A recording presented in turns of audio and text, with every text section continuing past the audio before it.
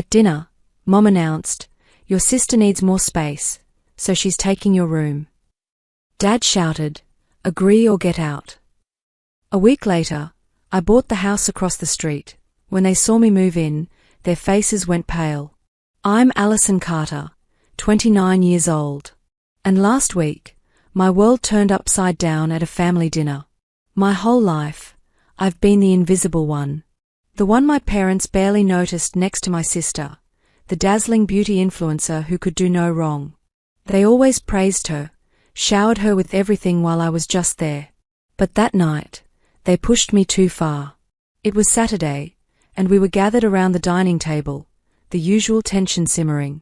My mom smiled, her voice syrupy sweet, and said, "Sweetie, your sister needs your room for her beauty studio. It's time to give it up." I froze, fork in hand, my childhood sanctuary, my one safe space slipping away. Before I could respond, my dad slammed his hand on the table. His face red. "Agree or get out of this house," he roared. The room went dead silent. My sister Julia smirked, leaning back like she'd already won. My younger brother Kyle shifted uncomfortably, avoiding my eyes. I could have argued. I could have shouted back, listed every time they overlooked me, every moment they chose her over me. But instead, I smiled, a slow, deliberate smile that made my mom's eyes narrow and my dad's jaw tighten. They didn't know what was coming. They thought they could push me around like always. But I had something up my sleeve, something that would flip their world upside down. And it was only a matter of time before they found out. If it were you in that situation, what would you do? Stay silent, fight back, or smile like I did? Growing up in Phoenix, I was always in my sister's shadow.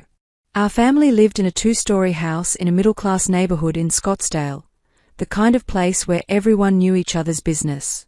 My sister Julia was the star of the show. She craved attention, always posing for photos, practicing her makeup tutorials in the mirror, and dreaming of influencer fame. My dad, a retail manager at Best Buy with a knack for indulging her, and my mom, a bank employee who doted on her every whim, made sure Julia got whatever she wanted. New clothes for fashion shows, photography equipment, even a ring light for her bedroom videos. They'd clap and cheer, their eyes sparkling as if she was already a celebrity. Meanwhile, my younger brother Kyle was the baby of the family. He'd run around with his arms full of new toys, remote control drones, gaming consoles, you name it. Mom would scoop him up, cooing about how adorable he was, while Dad slipped him extra cookies before dinner. Kyle could do no wrong, his every laugh a treasure. They'd parade him around at family gatherings, showing off his charm, while I sat quietly, unnoticed. I was different. I loved books, thick ones about mathematics, economics, anything with numbers that made sense. I'd spend hours in my room scribbling equations or reading about investments, dreaming of a world where I could make my own mark. But to Mom and Dad, my passions were pointless. "Why can't you be more like your sister?" Mom would sigh, glancing at Julia's pile of brand collaboration boxes. Dad was blunter. "Those books won't get you anywhere." My room, with its shelves of dog-eared textbooks and a small desk where I'd hide my dreams, was my sanctuary. It was the one place I felt safe, where I could be myself without their judgment. But even that wasn't sacred. When I was 13, I started working weekends at a local Safeway, bagging groceries for a few bucks an hour. I saved every penny, stashing it in a tin box under my bed, hoping to buy a laptop to learn more about finance. By 15, I had nearly $500, hard-earned, every cent mine. One day, Julia came home raving about a beauty competition that required professional photos. The entry fee was steep, and she needed a new camera to stand out. Without a word to me, Mom and Dad raided my tin box. They took every dollar I'd saved to buy Julia a Canon DSLR, complete with lenses. "It's for your sister's future," Dad said, not even looking at me. Julia beamed, already filming herself posing in the living room while I stood there, my chest tight, my dreams gutted. I didn't cry. I didn't scream. I went back to my room, shut the door, and opened another book. That moment lit a fire in me. I wasn't going to beg for their approval or compete for their attention. I'd prove myself in my own way, on my own terms. Every time they praised Julia's latest Instagram post or handed Kyle another gadget, I buried myself deeper in my studies. Math became my escape, numbers my rebellion. I aced every test, stayed late at the library, and taught myself things my teachers couldn't. My room was my fortress, where I built my plans to rise above their expectations. Julia kept chasing the spotlight. She'd drag Mom and Dad to every fashion event, every influencer meetup, soaking up their cheers. Kyle, still little, would tag along, his pockets stuffed with candy they'd bought to keep him happy. I'd watch from the sidelines, my nose in a book, ignored. Once at a family barbecue, a neighbor asked what I wanted to be when I grew up. Before I could answer, Mom laughed and said, "Oh, she's just into her boring numbers." Julia snickered, tossing her hair while Dad changed the subject to her latest collaboration deal. I bit my lip and walked away, vowing to show them one day. My room held my secrets, notebooks filled with investment ideas, library books on finance, and a quiet determination that grew stronger every time they overlooked me. I wasn't flashy like Julia or coddled like Kyle, but I had something they didn't: focus. I knew I'd find a way out of their shadow, not by leaving the house, but by building something they couldn't ignore. And I'd do it right here in Phoenix, in the room they thought meant nothing. After high school, I started building my dream right here in Phoenix. While Julia chased the spotlight, I turned to something they'd never understand: numbers. I'd always loved how they fit together, how they told stories no one else could see. So I dove in, determined to carve my own path without leaving the house I'd grown up in. I spent late nights in my room, poring over library books on finance and free online courses I found on investment strategies. My desk became a battleground, covered in notes on stocks, budgeting, and wealth management. I wasn't just studying. I was obsessed. When my mom walked by and saw me scribbling equations, she'd roll her eyes. "Still playing with your numbers," she'd say, her tone dripping with pity. My dad was worse, muttering about how I'd never make it with my head buried in books. They thought Julia's sponsorship deals and Kyle's charm were the future. I was just wasting time. But I wasn't. I applied for every scholarship I could find, staying up until dawn to perfect my essays. My hard work paid off when I landed a full ride to Arizona State University. I studied finance, acing every course while working weekends at a small financial advisory firm downtown. The job wasn't glamorous, filing papers, crunching numbers for clients, but it taught me how real people managed their money. I listened to their dreams, their fears, and I learned how to turn numbers into solutions. By my sophomore year, I was giving informal advice to coworkers, helping them budget or invest small sums. They'd thank me, amazed at the results, while my family had no clue. After college, I didn't stop. I saw a gap in Phoenix. People needed personal finance advice, not just corporate banking. So I started my own consulting business right from my childhood bedroom. I built a website on a second-hand Dell laptop, using every trick I'd learned to make it look professional. My first clients were neighbors, small business owners, and retirees who wanted to stretch their savings. I'd meet them at Starbucks, breaking down complex investment plans into steps they could follow. Word spread, and soon I had a steady stream of clients, from teachers to restaurant owners, all trusting me to grow their money. Within 3 years, my business was pulling in millions in revenue.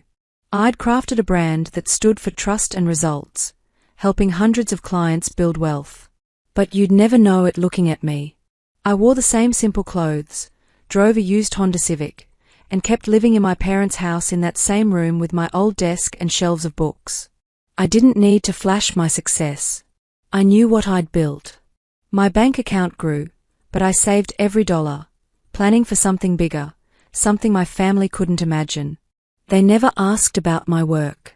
To them, I was still the quiet kid who'd never amount to much. At dinner, Julia would ramble about her latest beauty brand partnership, her followers climbing into the hundreds of thousands. My dad would nod proudly while my mom gushed over Kyle's community college antics, calling him our little star. If I mentioned my job, they'd change the subject or give me that look like I was an embarrassment. "You still doing that number stuff?" Dad once asked, barely hiding his smirk.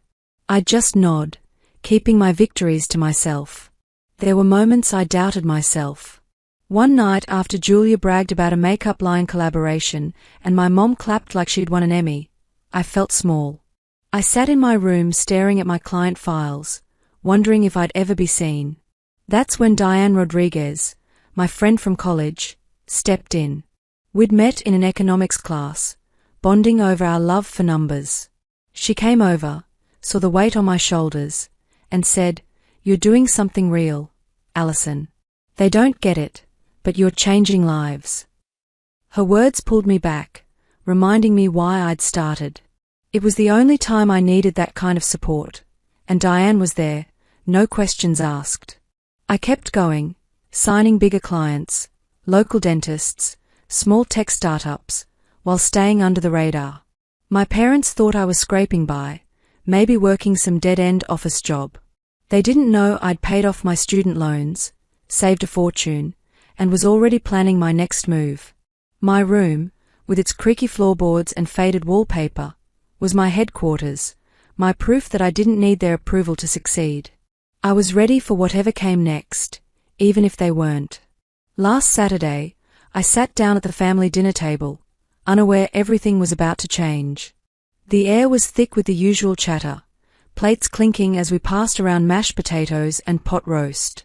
My mom, always the orchestrator of these gatherings, had that look in her eyes, the one that meant she was about to drop a bomb. My dad sat at the head of the table, his posture rigid, ready to back her up. Julia was scrolling on her phone, probably checking her latest engagement numbers.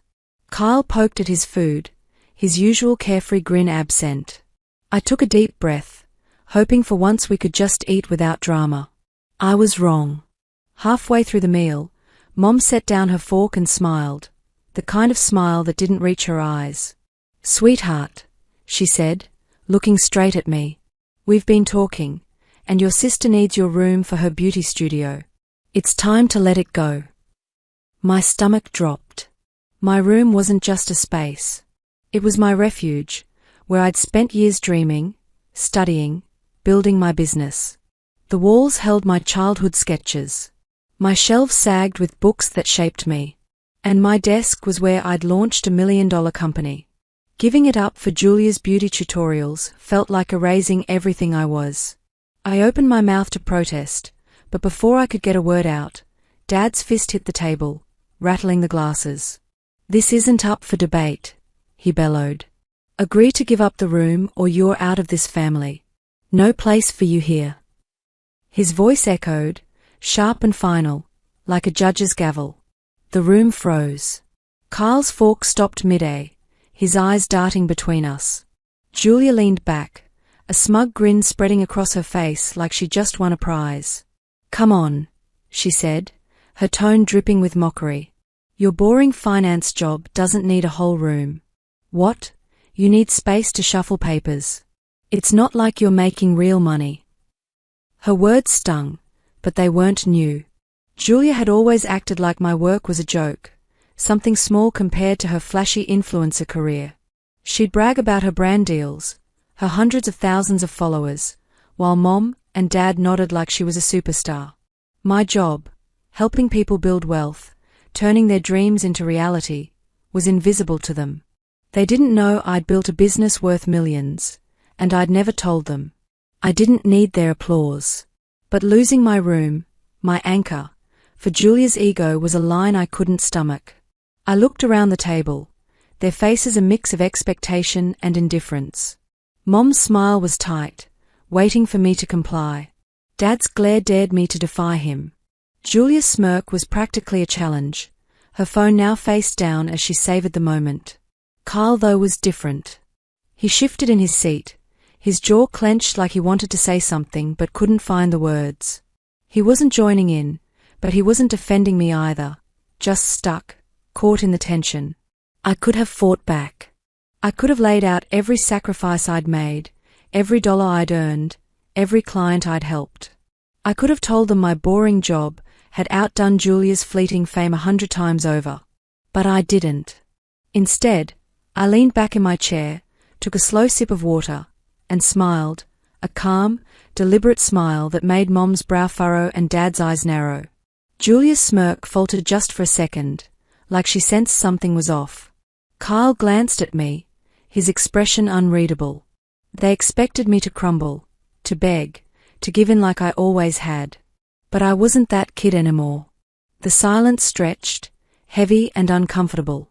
Mom cleared her throat, trying to regain control. "It's for the family," she said, her voice softer now, like she was coaxing a child. "Your sister's career is taking off. She needs the space to shine." Dad grunted in agreement, his arms crossed. Julia tossed her hair, adding, "It's not like you're doing anything important in there." I kept smiling, letting their words bounce off me. My room was more than a space. It was where I'd rebuilt myself, where I'd proven them wrong without saying a word. They thought they could take it, but they had no idea what I was capable of. I pushed my plate away, my smile unwavering. "Let's finish dinner," I said, my voice steady. Mom blinked, caught off guard. Dad's scowl deepened like he was itching for a fight I wouldn't give him. Julia rolled her eyes, picking up her phone again, dismissing me. Kyle just stared at his plate, his fingers tapping nervously. They didn't know it, but I'd already made my choice. I wasn't going to argue or plead. I had a plan, one that would turn their world upside down, and I was ready to set it in motion. It started the day after that disastrous dinner.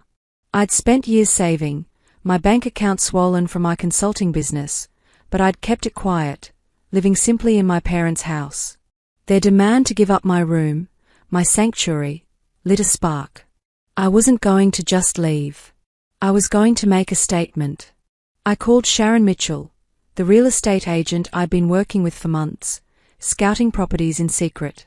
"Sharon," I said, "I want that house across the street. Let's close it now." She didn't hesitate. "It's yours," she replied, her voice crackling with excitement over the phone. By Friday, the paperwork was done, the payment wired, and I held the deed to a house that screamed everything my family never believed I could achieve. I invited them over that Sunday, not to my new place, but to our usual family coffee at their house. They thought it was just another chance to pressure me about the room. My mom greeted me with that same fake smile, saying, "Have you thought about what we discussed?" My dad grunted, already impatient. Julia lounged on the couch, scrolling her phone while Kyle sat quietly, his eyes flicking to me like he sensed something was coming. I took a sip of coffee, set the mug down, and said, "I've made my decision. I'm moving out, into the house across the street." Their jaws dropped.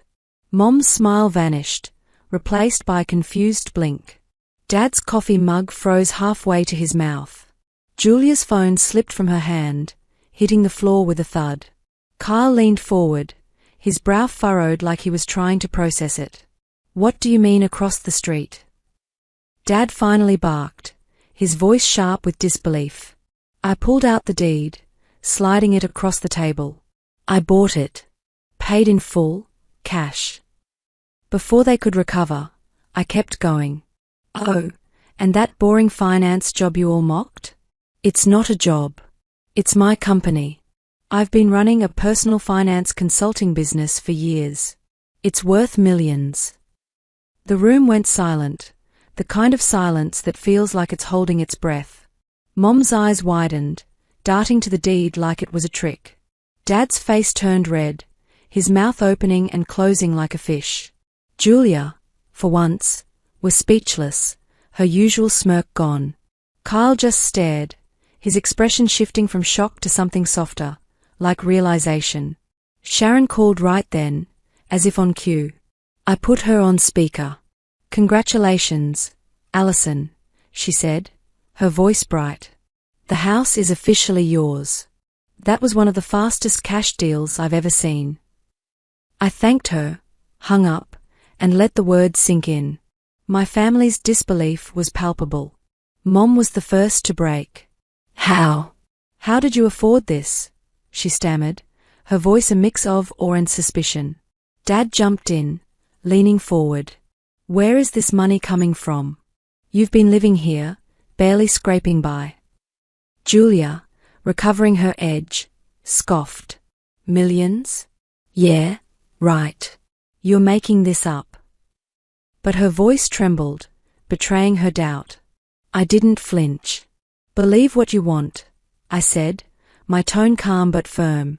I built a business helping people manage their wealth. I've got clients across Phoenix, doctors, business owners, retirees. I didn't need to flaunt it. I stood up, picking up the deed. I'm moving out, but I'm not going far. You'll see me every day, right across the street. That's when they started scrambling. Mom's tone shifted suddenly. Sweetie, honey, we didn't mean to push you out. Let's talk about this. Maybe we can work something out.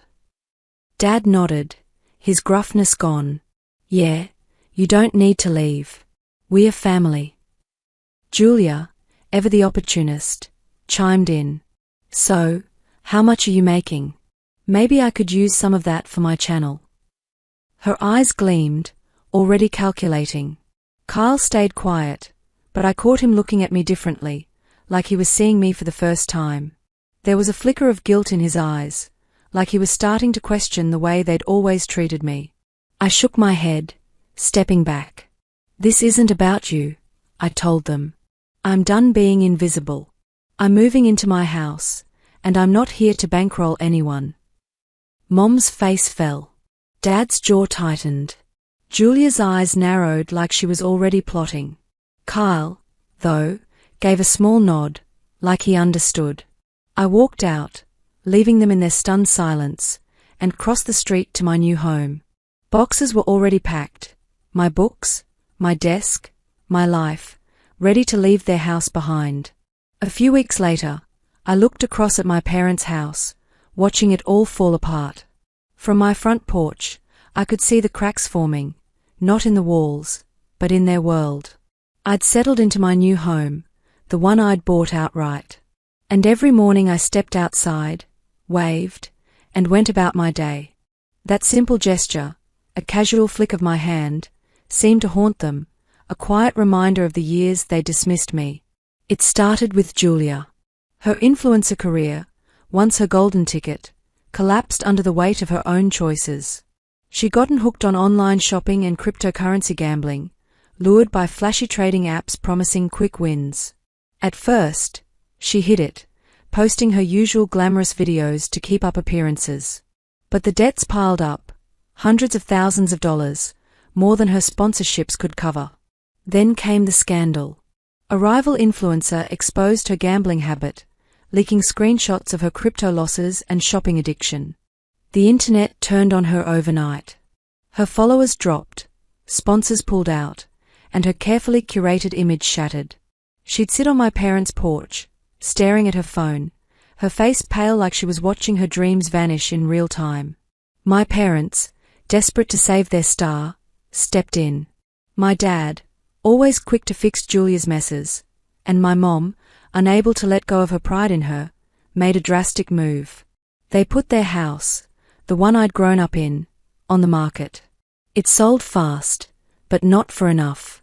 They scraped together every penny to pay off Julia's creditors, leaving them with just enough to rent a cramped apartment in Glendale. I drive by sometimes, seeing their old home empty, a sold sign staked in the yard. They'd traded their stability for Julia's mistakes. And now they were starting over in a place that barely fit their furniture. Kyle was different. He had always been the baby, spoiled with toys and attention. But something shifted after I revealed my success. One evening, he showed up at my doorstep, his usual cocky grin gone. "I'm sorry," he said, his voice low, almost breaking. "I never realized how unfair we were to you." He admitted he'd been blind to the way Mom and Dad favored Julia, how they'd ignored my achievements. It hit him hard, seeing their house sold, Julia's career in ruins, and me standing tall across the street. He said he was done with the reckless spending, the designer sneakers, the parties. "I'm enrolling in community college," he told me, his eyes steady. "I want to study computer science. Make something of myself." I nodded, not forgiving him outright, but respecting the change.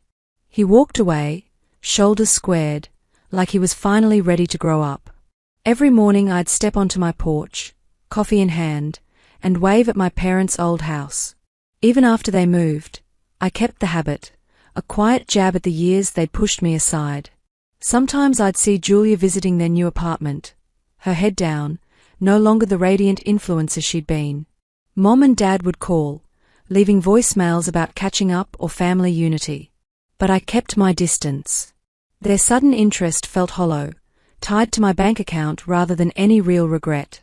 I wasn't cruel. I answered their calls, kept things civil, but I wasn't their ATM. They'd made their choices, and now they were living with them. Meanwhile, I was settling into my new life. Diane came over to help me throw a housewarming party. She wasn't there to prop me up emotionally this time, just to help with logistics, picking out decorations and organizing the guest list. We invited my clients, neighbors, and a few old classmates, filling my new home with laughter and music. Diane buzzed around, setting up tables and joking about my fancy taste in wine. "You're really living the dream now," she said, grinning as she arranged a tray of appetizers. The party was a celebration, not just of the house, but of everything I'd built on my own terms. As the weeks passed, I watched my family unravel from afar. Julia took a job at a local Target, her influencer days over, her confidence replaced by a quiet resignation. Mom and Dad adjusted to their new life, their voices tinged with bitterness when they mentioned me. They'd stop by sometimes, standing awkwardly on my porch, asking vague questions about my business. "You're doing so well," Mom would say, her smile forced. Dad would nod, adding, "We are proud of you." But the words felt like an afterthought. I'd thank them, keep the conversation short, and send them on their way. They didn't get to rewrite the past just because I'd succeeded. Kyle was the only one who seemed to change for real. He'd text me updates about his classes, small victories like passing a programming exam or landing a part-time job at Geek Squad. "I'm trying to be better," he wrote once. And I believed him. He wasn't perfect, but he was trying. And that was more than I could say for the others. I'd reply with encouragement, keeping the door open, but not wide enough for them to walk back into my life without earning it. From my porch, I'd look at their old house, now occupied by a new family, and feel a strange mix of peace and resolve. I'd proven myself, not just to them, but to me. Their downfall wasn't my fault, but it was a consequence of their choices. And I wasn't done building my future. I've built a life in Phoenix that's mine, free from the shadows of my family's expectations. I made a choice to help Kyle, wiring money for his college tuition after he showed real effort to change. He texts me updates, grateful, and I'm glad to see him grow. But I've drawn a firm line with Julia, my dad, and my mom. Their calls go unanswered now. Their attempts to reconnect, ignored. I'm not here to fix their mistakes or fuel their regrets. They chose to overlook me for years, and I've chosen to move forward without them. Last weekend, I invited Diane and a group of friends to my new home for a celebration. The living room buzzed with chatter, the kitchen filled with the smell of homemade food and laughter. Diane, always the life of the party, raised a glass and toasted to my journey. To Allison, who built this from nothing, she cheered, and my friends clapped, their support a stark contrast to the family I'd left behind. We danced, shared stories, and planned for the future. My house, no longer just a building, but a symbol of my independence. Looking back, I've learned that self-reliance is my greatest strength. My family's favoritism toward Julia led to their financial ruin and social fallout, a harsh lesson in the cost of bias. I realized my worth doesn't depend on their approval. It comes from the work I've done, the lives I've changed, and the home I've built. You don't need a family's validation to shine. You need your own resolve. Thank you for listening to my story. If you've ever felt overlooked or underestimated, I hope this inspires you to keep pushing forward. Share your own experiences in the comments. I'd love to hear how you've overcome being ignored. Your story matters, just like mine.